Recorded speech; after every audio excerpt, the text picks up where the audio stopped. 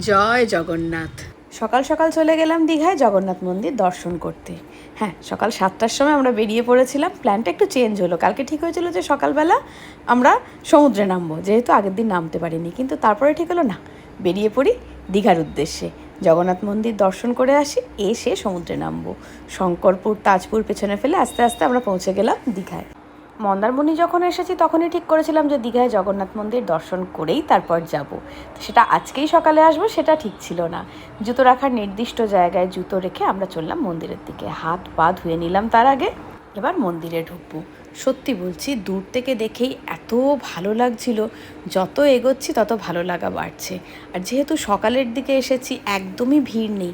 আর এত বড় জায়গা, ভিড় থাকলেও অতটা বোঝা যাবে না। তবে আমি কিছু বন্ধুর ফটোয় দেখলাম সন্ধ্যাবেলা আবার জগন্নাথ মন্দিরের কিন্তু আলাদাই রূপ, অপূর্ব সুন্দর লাগছে। সকালবেলা একরকম, সন্ধ্যাবেলা একরকম।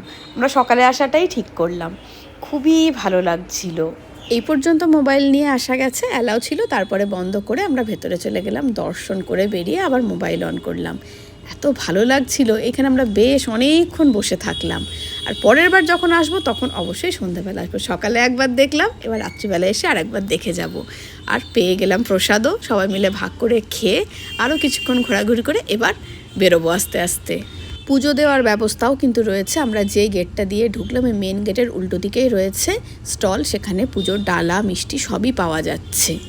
দীঘা বা মন্দারমণি এলে কিন্তু জগন্নাথ মন্দির দর্শন করতে কেউ ভুল করো না। আর আরেকটা ইনফরমেশন দিয়ে রাখি, দুপুর 1টা থেকে 3টে পর্যন্ত কিন্তু মন্দিরের দরজা বন্ধ থাকে।